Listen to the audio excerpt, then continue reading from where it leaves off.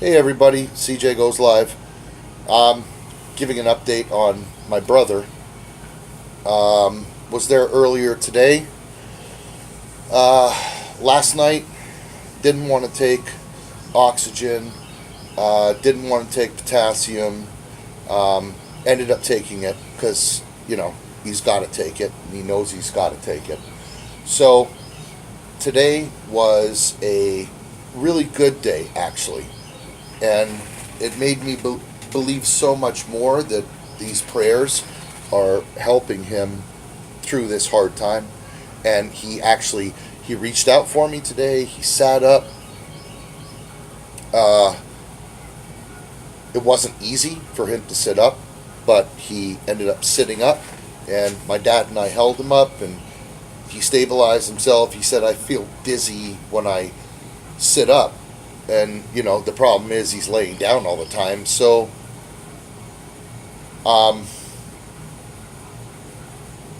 he's feeling better. His attitude is better. The swelling, his feet were like that a couple days ago. They're, like that now. They're getting close to normal. When he went into the hospital, I found out. By the way, he has double pneumonia, both lungs. He has liver failure. He has congestive heart failure around, the fluid building around his heart. He's got 7 things wrong with him. And since my dad and I have been here, my mom's done an amazing job. But since Dad and I have been here, he's talking, he's sitting up, he's trying to walk.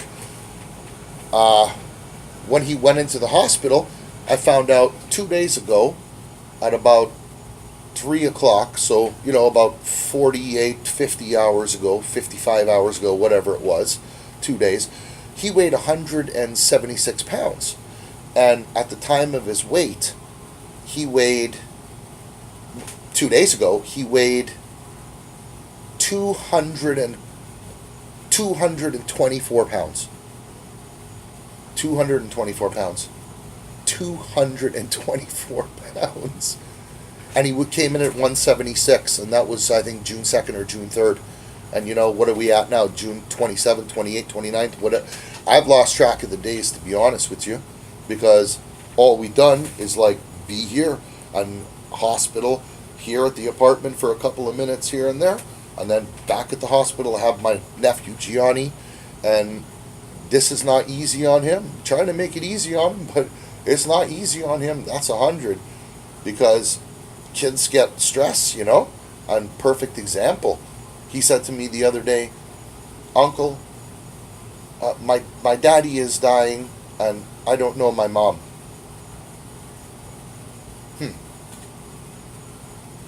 Now, what does one say to that, huh? That's not an easy one to try and elixir.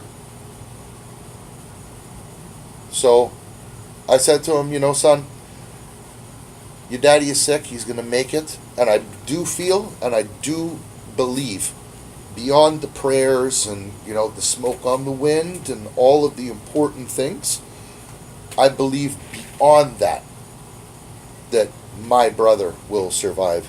He is showing me the will that he wants to survive. He's taking his medication. He's reaching out now and saying, 'Please pull me up.' Now, don't think that it's all roses, because he has liver failure. That's, for the doctors, don't expect him to live. They didn't. One of the doctors came in yesterday and he said, 'Oh, Christian Van Sluytman, you're still here? I'm surprised.' What the hell does that mean? I guess you draw your own conclusion. I drew mine, what I thought it meant. I didn't like it. That's not something you say to somebody who's, practically on their deathbed, who's fighting for their life, who's fighting really hard for their life. You say something like that to them? Yo, that's nasty. I know you're a doctor. Okay, doctor. Drive your Lamborghini and, think you're better than all of us. That's great. But have some compassion and some humanity for people. I know you see people die every day. But yo, come on, man. That incensed me. That got me heated. To know that somebody could be that uncaring. They're trained in compassion first, right? It's like law enforcement, serve and protect. Doesn't always work that way. So, Christian has many complications. And despite maybe, like some people have seen on posts that my mom and dad do, yeah, they're hopeful. We're all hopeful. But this is like a serious situation. This is like a 20% chance of survival, if that. And if you survive, what's your life like after? This is a serious situation. So, all the prayers and all the support have been just unbelievable. I 1,000,000,000% believe all the prayers, all the support, all the love that's coming from family and friends and people. I tell Christian, people you don't even know, dude. You have like thousands of people that are pulling for you, man. That support, that love, that energy, no doubt has kept my brother alive. Because of people in our lives and people I don't even know. And I thank God that these people, you people, are concentrating positive energy to save this boy's life. My only brother, Michael, you're my half brother, I love you, but it's not the same. This is my little bro, my pal, my guy.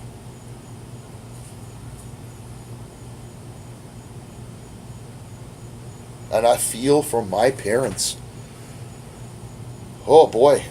Most of you who have been commenting and prayers and all that stuff, parents, right? You're all parents. Could you even imagine? I don't care if the kid is 2 or 22 or 222. How would you feel that your child is suffering? I know with my little kids, when they have a flu or a cold, they're coughing, I'm like, Stace, what do I do? And I couldn't imagine, and how calm my dad is, and how cool and collected, and he's not flipping out, And my mom's not flipping out, but that's her baby son, So, when we lifted Christian up today, mom was taking pictures. He didn't want any pictures taken. I understand, because he doesn't look good, like he doesn't want that look for himself, especially with hundreds or thousands of people seeing videos and pictures. He didn't want that. So I told Mom, stop. You don't need to do that. When we sat him up,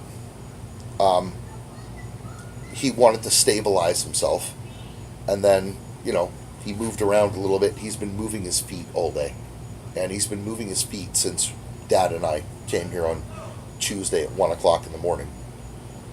What is it? No, it was like midnight, so would have been Wednesday, 1 o'clock in the morning. He's been moving his feet.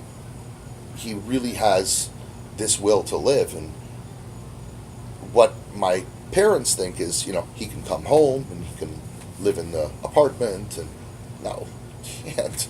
He still needs totally like round the clock care. Round the clock care. He can't walk. He is disoriented because of the liver backing up. Thank God when he went in, he had gained 60 pounds in liquid. Now he's down to 34 pounds. That's significant in just the past 3 or 4 days. So he's responding.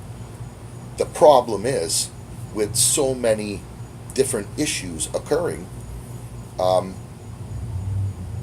the medications counteract each other. So you can only fix one thing and you can't fix the other.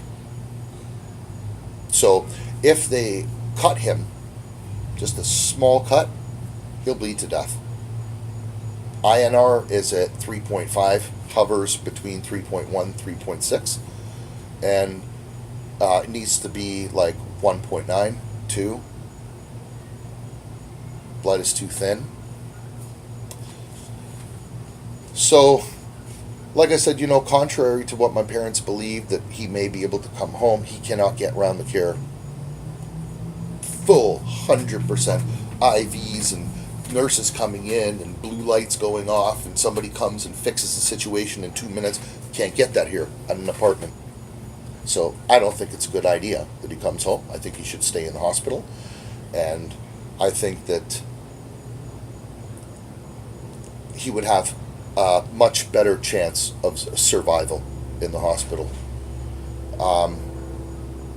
Dad and I have to go back to, up north again on Monday. So we've got today, tomorrow, and Sunday, and then it's kind of up to Mom what she's going to do and what she's going to do with Gianni. But I told her we can take Gianni. He can come to Pittsburgh. He's born there anyway, so he can come with us. So we'll see what happens, but everything is in the best interest of Christian. Today was a really positive day. Bilirubin was low, potassium went back up to around 80, blood pressure was getting closer to the 120 over 80. Insulin was 123, his sugar level. His pulse was 96, so a little bit elevated, but overall he had a really good day. He really wanted to fight, and he really wanted to get up and move. And I know my brother's a fighter, and I know it's because he saw posts on Facebook. I saw him yesterday looking, and I said, "Oh, you're up. You can't talk to me, but you're up on Facebook." "Oh, okay. So what's going on in the Facebook?" Grunted at me. And I said, "You see my post on you?" "Yeah." And I said, "You're reading through my feed, and you see all these people that care about you, all these people that love you." I say, "Yeah, I think that is a yes. I got you." And from that point yesterday, he took a nap because he called for me, and I came back about 10 o'clock.